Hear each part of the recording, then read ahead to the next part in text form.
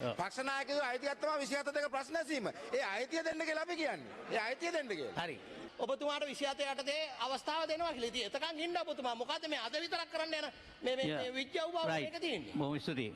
ඔබතුමා එවැනි අපක්ෂපාතී විචක්ෂණශීලී තීන්දුව ගන්නවායයි කියන උපකල්පනය මත ඒක වඩා හොඳයි. ඔබතුමා පිළිගත්තා. මම ගෞරවයෙන් කියන්නේ. ඔබතුමාම පිළිගත්තා. මම ඔබේ අවධානය ගේනවා 27 දෙක ඔබතුමා කියවුවා. මේ කැලල කියවන්න. Now I have a right to speak. Then, sir, I'm on a point of order. හැබැයි මේ මතුවලා තියෙන නිශ්චිත ප්‍රශ්නය පක්ෂ නායක රැස්වීමට අදාළ සාකච්ඡාවක් නෙවෙයි. මේ නිශ්චිත ප්‍රශ්නය ඇවිල්ලා යම් පක්ෂ නායකයෙක් විසින් ඔබතුමාට 27 දෙක ප්‍රකාශයක් ලබා දුන්නාට පසුව ඔබතුමා නියෝගයක් ලබා දී තිබෙනවා එම 27 දෙක ප්‍රකාශ මේ පාර්ලිමේන්තුවේ කරන්න බෑ අධිකරණයේ නඩුවක් විභාගයට ලක් වෙමින් තිබෙන නිසා කියලා. එතකොට ඒක පක්ෂ නායකයන්ට අයිති කාර්යයක් නෙවෙයි. එහෙමනම් දැන් පාර්ලිමේන්තුව ඇතුළේ එළිදරව් වී තිබෙනවා. මා දන්නේ ඔබතුමාට තව සාක්ෂි තිබෙනවද කියලා ඒක විභාග වෙමින් තිබෙන නඩු කටයුත්තක් කියලා සාක්ෂි තිබෙනවද කියලා. නමුත් පාර්ශ්වයන් විසින් පෙන්වා දෙනවා එය ආවර වූ නඩුවක්. එහෙනම් ඔබතුමා එම ප්‍රකාශය කිරීම නොකිරීම සඳහා කිරීමට ඉඩ ලබා නොදීම සඳහා පදනම් කරගත්තේ අධිකරණයේ නඩුවක් විභාගයට ලක් වෙමින් තිබෙන බව. නමුත් දැන් එළිදරව් වී තිබෙනවා එම අධිකරණයේ එම නඩුව අවසන් වී තිබෙන බව. දැන් එහෙනම් ඔබතුමා මේ ප්‍රකාශ කිරීමට අවස්ථාව ලබා නොදීම සඳහා ගොඩනගන ලද තර්කය අවලංගු වී තිබෙනවා. එනිසා දැන් ඔබතුමා විසින් එහෙනම් ඒ ප්‍රකාශ කිරීමට අවස්ථාව ලබා දිය යුතුයි. ඒක කිසිසේත්ම පක්ෂ නායක රැස්වීමට අදාළ කරුණක් නෙවෙයි. ඒක ඔබතුමා විසින් වැරදි අවබෝධය මත ලබා දෙන ලද තීන්දුවක් මත පදනම් වූ ගැටලුවක්. ඒ විසඳිය යුතු වන්නේම ඔබතුමා විසින්ම පමණයි. එය හෙට දිනේ පක්ෂ නායක රැස්වීමේ කතා කිරීමෙන් පළක් නැහැ. yes ඉෂවාසුදේව නායක. කතානායකතුමනි සැබවින්ම ඔබතුමාගේ තීරණත් ගරු මන්ත්‍රීතුමන්ගේ පිළිබඳ අදහසුත් අතර පරස්පරයක් තිබෙන්න පුළුවන්. අපේ ස්ථාවර නියෝගවල තිබෙන තවත් කාරණයක් තමයි යම් අවස්ථාවක කතානායකතුමාගේ තීරණයක් දෙනු ලැබුවේ නම් එය අවසානාත්මක ලෙස සැලකිය යුතුයි. එයට විරුද්ධව ඊළඟට ගත හැකි පියවර වන්නේ යෝජනාවක් ගෙනීමයි ඒ පිළිබඳව ඒ තීරණය වෙනස් කළ යුතු බවට. එසේ නැතුව මෙය කෙලවරක් නැතුව ඔබතුමාගේ තීරණය ගැන විවාදයකට මෙය ගෙන යාම අවසාන වශයෙන් මේ සභාවේ කාලය ගැනීමක් ප්‍රධාන කටයුතු පැත්තක තිබෙලා මොකක් හරි මේකට අවසානයක් තියෙන්න ඕන. ඔබතුමා තීරණයක් දුන්නා. වැරදි තීරණයක් වෙන්න පුළුවන්. නමුත් ඒක තීරණයක්. ඒක අවසානද නැද්ද? දැන් මෙතුමන්ලා ඒ පිළිබඳව කියනවා මේක ඉවර වෙච්ච නඩුවක්. ඒ ඉවර වෙච්ච නඩුවන් නිසා මේක නඩුවකට පෑමක් ඇතිවන කියන කරුණට ඒ වාක්‍යයට ගැලපෙන්නේ නැහැ. ඉතින් මේවා ඔක්කොම කරුණු පිළිබඳ ප්‍රශ්න. කරුණු පිළිබඳ ප්‍රශ්න එකක් කියන්න පුළුවන්. තව කෙනෙක් තව දෙයක් කියන්න පුළුවන්. ඉතින් කරුණු පිළිබඳව ප්‍රශ්න මෙතන විභාග කරන්න පුළුවන් කමක් නැහැ. මේ නිසා මම කියන්නේ ඔබතුමාගේ තීරණය අවසාන තීරණයක් නම් අවසානය කියලා ඒ තීරණය දෙන්න. එතකොට ගත හැකි පියවර එතුමන්ලාට බාරයි ගැනීමට. ඔව් හරින් ෆ්‍රෙන්ඩ්. මම ඔබේ අවධානය යොමු කරන්නේ 27යි දෙක යටතේ. ආයෙත් 27යි දෙක යටතේ ඔබතුමා කිව්වා 27යි දෙක යටතේ එක විපක්ෂ නායකයෙක් එක ප්‍රශ්නයක් පමණයි අහන්න පුළුවන්. විපක්ෂ නායකව විපක්ෂ කණ්ඩායමට කියලා. හැබැයි මම ඔබේ අවධානය ගේනවා 27යි දෙක ඔබතුමා කියවුවා. මේ කැලල කියවන්න. The Secretary General shall upon receipt of any notice in respect any question unless the speaker rules any question out of order, including the order book for answer on that day, not earlier than 7 days from the day of which the notice was given. It was not provided that any question relating to the matter of urgent public importance may be asked the leader of the opposition or a leader of the recognized political party at the conclusion of questions, the due notice being given. මගේ ප්‍රශ්නේ තියෙන කරු කතානායකතුමනි මෙතන කොතනකවත් කියලා නැහැ එක ප්‍රශ්නයක් අහන්න පුළුවන්. 27යි දෙක යටතේ. සා කරුණාකරලා ඔබතුමාගේ අවධානය විපක්ෂයේ පිළිගත් පක්ෂවලට එකක්ද ජාතික වැදගත්කමකට තියෙන ප්‍රශ්න දෙකක්ද තුනක්ද කියන එකට ඔබේ අවස්ථාව ලබා දෙන්න කියන යෝජනාව ඉල්ලමු.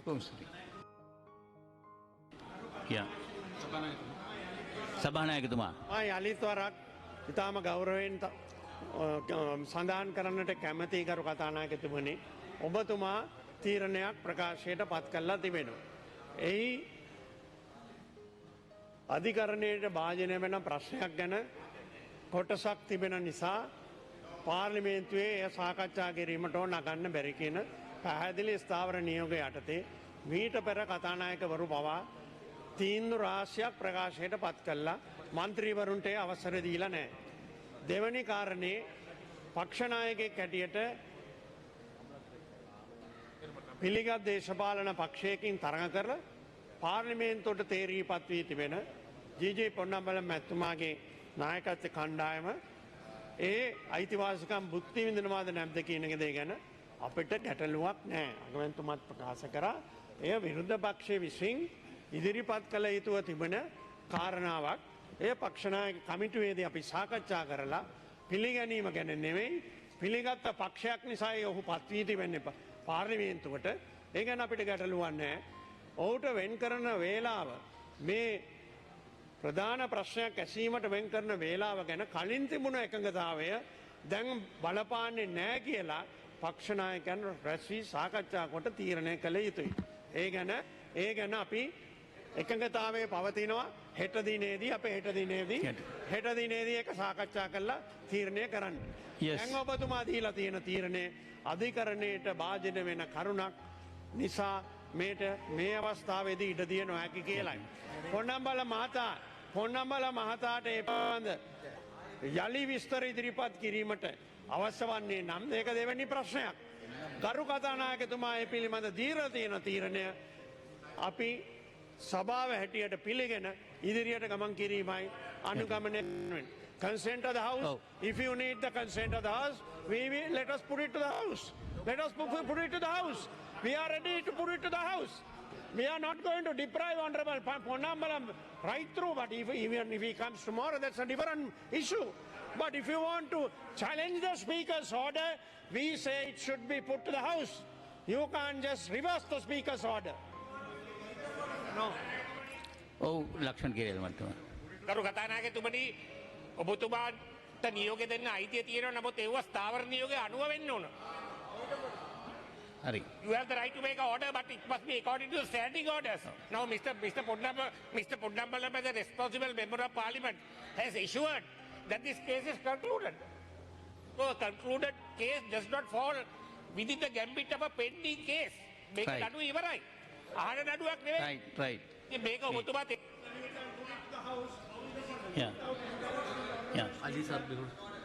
Ali Sabri Mantu. Honorable Speaker,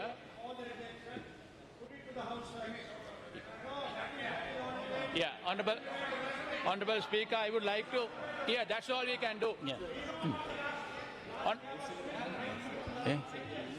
Honorable Speaker,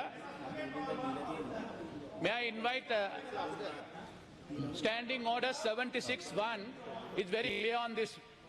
Standing Order 76-1 say the Speaker in Parliament and the Chair in any committee shall be responsible for the observance of the rules of the order in Parliament and committee respectively, and their decision upon any point of order shall not be open to appeal and shall not be reviewed by Parliament except upon a substantive motion made after notice. So you have ruled on it, and that is it. If they want, only other thing is put before the court, before the House, and take a call on that. Let's put it to the House and take a call on that. Otherwise, you review it at the party leaders' meeting. ඔව් Nalin Bandara මන්තුමා. That is all we can do. What else can we? Point of order. Yeah. Point of order. Yeah, Nalin Bandara මන්තුමා. ගරු කතානායකතුමනි දැන් මෙතන ඔබතුමාගෙන් අපි කලුණුත් ඇහුවා. ඔබතුමා මෙතුමාව පක්ෂ නායකයෙක් ඉඳලා පිළිගන්න තියෙන නිසා තමයි එතුමාට ඉතිරි ආසනයක් දීලා තියෙන්නේ. නම් මෙතුමාලා කියනවා පක්ෂ නායක රැස්වීම සාකච්ඡා කරන්න කියලා. ඒක අදාළ නැහැ. ඔබතුමා දැන්නවත් පිළිගන්න දෙනවා ඔබ පක්ෂ නායකයෙක් කියලා. පක්ෂ නායකයෝ අයිතියක් තමයි 27 දෙක ප්‍රශ්න ඇසීම. ඒ අයිතිය දෙන්න කියලා අපි කියන්නේ. ඒ අයිතිය දෙන්න කියලා. හරි.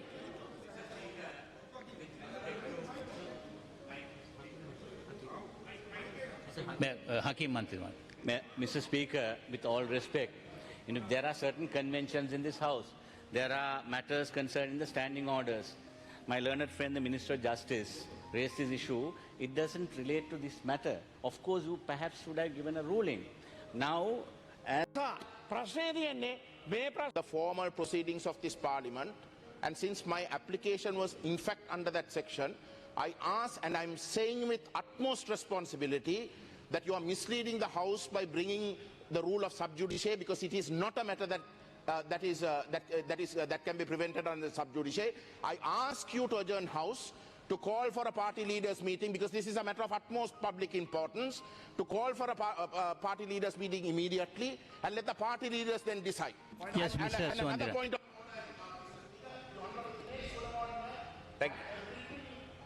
decision of yours when he read out the second time he stood up. I am the person to whom that written submission should have been sent. I am the person to whom you should have sent it. But you never sent it. I went to the Secretary General's office in the morning and he very casually mentioned to me that it's been ruled out of order. You should have contacted me if you are going to rule, and you should have sent it to me. I am standing here without even the decision until you read it out. What is going on? How can he have the written decision and read out when I am the person who filed it under section 27(2), and you have not even submitted it to me? I went to the office of the Secretary General. At least he should have submitted it to me. How is it that I have not been given the written ruling? Yeah, Honorable Speaker, I ask you to allow me to make the statement. I think there is enough evidence here to suggest that you have misled yourself and this House. I ask you to allow me to make this statement. If you're not prepared to do that, I ask you to adjourn House and convene a party leaders meeting to take a decision on this. In any case, sir, sub judice rule is not an absolute rule. Leader of the House. කතානායකතුමනි, අපි දැන් මේ කාරණාව දීර්ඝව කතා කරලා තිබෙනවා. පක්ෂ නායකයෙක් හැටියට පිළිගන්නා දේශපාලන පක්ෂයක නායකයෙක්ට පාර්ලිමේන්තුවේ තිබෙන අයිතිවාසිකම් ගැන අපි සාකච්ඡා කරලා ඒ ගැන එකඟතාවයකට පැමිණීම ගැන අපිට කිසි ප්‍රශ්නයක් නැහැ. ඒකේ අඩුපාඩුවක් සිද්ධ වෙලා තිබෙනවා නම් පක්ෂ නායක කමිටුවට පොන්නම්බල මාතාගේ නම යෝජනා නොකර තිබෙන්නේ අපේ පාර්ශවයෙන් නෙමෙයි. ඒ නිසා ඒක සාකච්ඡා කරලා තීරණය කළ යුතු කාරණාවක්. දෙවැනි කාරණේ අධිකරණයට භාජන වෙන කාරණාවක් පිළිබඳ ප්‍රශ්නය ගැන ඔබතුමා පිළිතුරක් තීරණයක් ප්‍රකාශ තීරණයක්. No, the honorable speaker has given a ruling. Honorable speaker has given a ruling on the statement you are about to make. Now there is no reverse on that. I don't think, sir, there can be a reverse on that. Only thing is, of course, we can meet, but on the ruling given by the Honorable Speaker on this, there cannot be any reverse. If this is going to be argued in that manner, all the speeches, all submissions, all questions can be reviewed in this matter. That there is a pending case. It's not your fault. Your officials, the Secretary General advised you that there is a pending case. But since you have been wrongly advised, and if you are satisfied that the matter is based on a wrong premise, that you are well within your rights to reverse it. There is nothing. There is not a question of Yes, honourable member. challenging your order, Mr. Yeah, Speaker. I agree with you. And this matter has been long discussed. Honourable ගරු කතානායකතුමනි, අවසන් වශයෙන් මයිතන ගරු වාසුදේව නානායක්කාර මැතිතුමත් ඔබතුමත් මතු කරු ප්‍රශ්නය. ඒ කියන්නේ කතානායකතුමා විසින් දෙන ලද නියෝගයක් නැවත සාකච්ඡාවට ප්‍රශ්න කරන්න බෑ කියන ස්ථාවර නියෝගය. ඒක අපි කවුරුත් පිළිගන්න ස්ථාවර නියෝගයක්. හැබැයි මේ ස්ථාවර නියෝගයේ සකස් කිරීමේදී පදනම් කරගන්න ලද මූල ධර්මයක් තියෙනවා. ඒ පදනම් කරගන්න ලද මූල ධර්මය තමයි කතානායකතුමා අපක්ෂපාතීව නිවැරදි අධ්‍යයනයකින් තොරව අධ්‍යයනයකින් යුතුව තීරණය ලබා දෙනවා යයි කියන මූල ධර්මය මත පදනම්ව තමයි එම ස්ථාවර නියෝගය සකස් වෙන්නේ. හැබැයි අපි ඇස් ඉදිරි පිටම ලබා දෙන ලද නියෝගය උල්ලංඝන වී ලබා දෙන ලද නියෝගය වැරදි සාධක මත පදනම් වී නම් නියෝගය ලබා සකස් කොට තිබෙන්නේ අපිට හේතු වෙනවා නම් ගරු කතානායකතුමනි ස්ථාවර නියෝගවල එහි යටත් වීමට අපි සූදානම් නොවිය යුතුයි. ඇයි මේ ස්ථාවර නියෝගවලින් ඔබතුමාට මේ බලය ලබා දී තිබෙන්නේ? ඔබතුමා එවැනි අපක්ෂපාතී විචක්ෂණශීලී නිවැරදි තීන්දු ගන්නවා යයි කියන උපකල්පනය මත. එසේ නැතුව ඔබතුමා දේවත්වයට ආරූඪ කොට ඒ දෙවියන්ගේ වැකියක්කේ කියන පදනම මත නොවේ. ඒ සකස් කොට තිබෙන්නේ ඔබතුමා අපක්ෂපාතීව, නිරවුල්ව, නිර්වද්‍යතාවයෙන් යුතුව එම තීන්දුව ගන්නවා යයි කියන පදනම මත. අපි ඇස් ඉදිරිපිට එසේ තීන්දුව අරගෙන නොවන බව පේනවා නම් අපි ඒ සාකච්ඡා කළ යුතුයි ගරු කතානායකතුමනි. ඒ ස්ථාවර නියෝගات එක ගැටීමක් නොවේ. ඒ නිසා මා හිතන්නේ ඔබතුමාට නැවත සමාලෝචනයකට මා දන්නවා දැන් අවශ්‍ය නැත්නම් නේද? දැන් අවශ්‍ය නැත්නම් අඩුම තරමේ ඔබතුමා හිට වෙනකොටවත් ඒ අවස්ථාව ලබා දෙන්න කටයුතු කරන්න කියන එක තමයි. දැන් වරදින්න පුළුවන්. වරදින්න පුළුවන් නේ. ඔව් මන්ත්‍රීතුමා. ලංස මන්ත්‍රීතුමා. අරු කතානායකතුමනි මම හිතන්නේ මේක පිළිබඳව දැන් විශාල විදියට වාද විවාද වුණා. ඔබතුමා නියෝගයක් දුන්නා. ඒ නියෝගයේ පිළිබඳව නඩුවක් නැහැ කියන එක ගරු මන්ත්‍රීතුමා කිව්වා. ඔබතුමා ඊටමත් පැහැදිලිව කිව්වා අපි ඊට පක්ෂ නායක රැස්වීමේදී කතා කළා. ඔබතුමා අවස්ථාව දෙන්නම් කියලා. ඉතින් එට වෙනකන් ඉන්න බැරි අවස්ථාව මොකද්ද මේ 27 දෙකට ප්‍රකාශ කරන්න ඔබතුමාට දෙනවා. එතුමා ඔබතුමාට දෙන්න අධිකරණේ නඩුවක් නැත්නම් නඩුවක් විභාග වෙන්නේ නැත්නම් එතුමා දෙනවා කියලා තියෙනවා. මේක පිළිබඳව අපි සියලු දෙනාම එක කාරණාවක් අල්ලගෙන උදේ දවල් රෑ දාලා ඇක්ෂන් දාලා එයාට මට අත්වන්ලා කතා කරලා වැඩක් නැහැ. එතුමා ඊටමත් පැහැදිලිව කියලා තියෙනවා මේක පිළිබඳව ඊට පක්ෂ නායක රැස්වීමේදී කතා කරලා ඔබතුමාට 27 යටතේ අවස්ථාව දෙනවා කියලා. ඉතින් එතකන් ඉන්න ඔබතුමා මොකද්ද මේ අද විතරක් කරන්න යන මේ විද්‍යාව බව මේක තියෙන්නේ. බොහොම ස්තුතියි. Yes, Ponnambala මන්ත්‍රී. Honourable Speaker, since there might be a possibility that there was one sentence that referred to court and that sentence might have misled you, I am prepared to make the statement minus that statement. I will not refer to that statement because that sentence might have misled you. Please, let me... Sentence might have misled you and therefore I am prepared to make a statement without that reference. Yes. Without that reference. Yeah. Honourable Speaker, ඔව් Johnson ෆර්නෑන්ඩ් මන්ත්‍රී. ගරු කතානායකතුමනි 27 දෙක යටතේ රීති විරෝධයයි කතානායක විසින් තීන්දුව කළ ළමන යම් ප්‍රශ්නයක් හැර මහලකන්ට දැනුම් දීලා ඇති සියලු ප්‍රශ්න හරි ප්‍රාන්ත මහත්මයා කිව්වා මේ හැම දෙයක්ම දාන්න ඕන කියලා.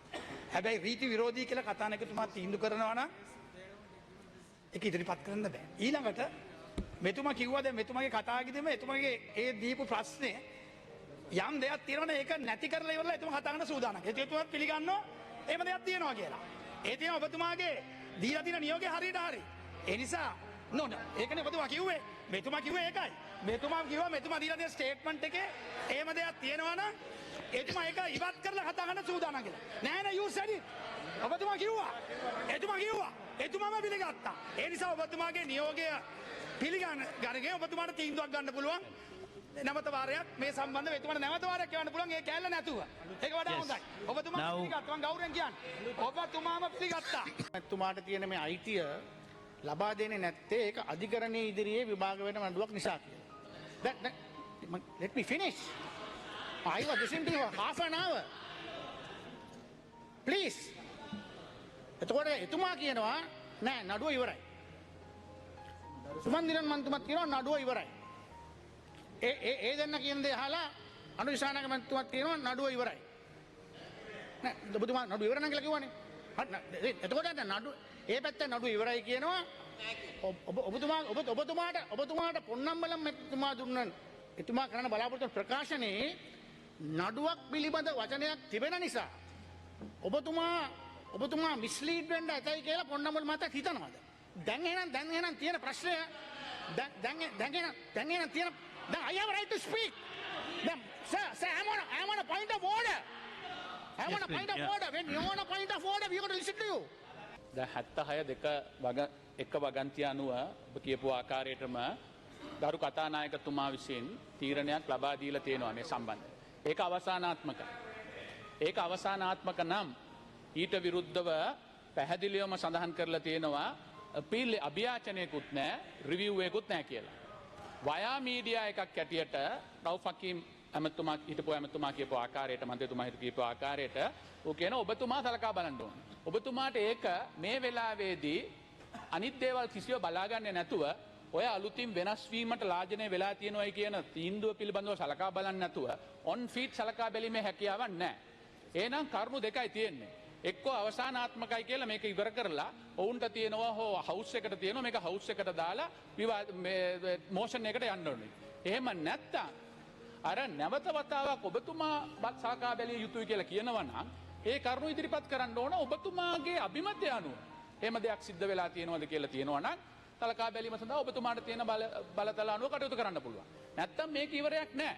මේක මෙතන ඇවිල්ලා ඔබතුමාට අභියෝග කරලා ආව තීන්දුව වැරදි කියලා කියනවා නම් ඔබතුමා ඒක බලන්න නැතුව නැවත වතාවක් අධ්‍යයනය කරන්න නැතුව මේ වෙලාවෙදිම තීරණයක් ගන්න හැකියාවක් නැහැ. ඒ නිසා මම ගෞරවයෙන් ඉල්ලා සිටින ඔබතුමාගෙන් මේ තියෙන මේ සියල්ල පිළිබඳව දැන් පැයක් විතර සාකච්ඡා කරනවා. මේ සම්බන්ධයෙන් අද අවසානාත්මක රූලින් එකක ඉන්න ඊට වැඩිය ඒ සම්බන්ධයෙන් සමාලෝචනය කරන්න ඕන නම් ඔබතුමා ඉල්ලීමක් ඉදිරිපත් කරන්නයි කියලා ඉල්ලා සිටිමින් මම කියනවා මේක මෙතන. බොහොම ස්තුතියි. ඔව්. බොහොම ස්තුතියි. ඔව්. දැන් මගේ තීන්දුව ප්‍රකාශ කරන්න ඉඩ දෙන්න. මගේ තීන්දුව ප්‍රකාශ කරන්න ඉඩ දෙන්න. මගේ තීන්දුව ප්‍රකාශ කරන්න ඉඩ දෙන්න. දැන් අපි ඔබතුමාලා දෙපැත්ත තර්ක කරගත්තා. මගේ තීන්දුව ප්‍රකාශ කරන්න ඉඩ දෙන්න මන්ත්‍රීතුමා. ඔව්. මගේ තීන්දුව මේ ප්‍රශ්නේදී මේ නඩුව විභාග වෙලා අවසానයි කියලා එක පැත්තක් කියනවා. තව එතුමාම කියනවා මේ නඩුවක් මෙතන තියෙනවායි කියලා. ඔව් සභානායකතුමා. කාරු කතානායකතුමනි ඒ අනුව යෝජනාංක 1 මම ඉදිරිපත් කරනවා. යෝජනාංක 1 ඉදිරිපත් කරනවා. Hi. Life Traveller Reader's Digest වර්ගයේ YouTube නාලිකාව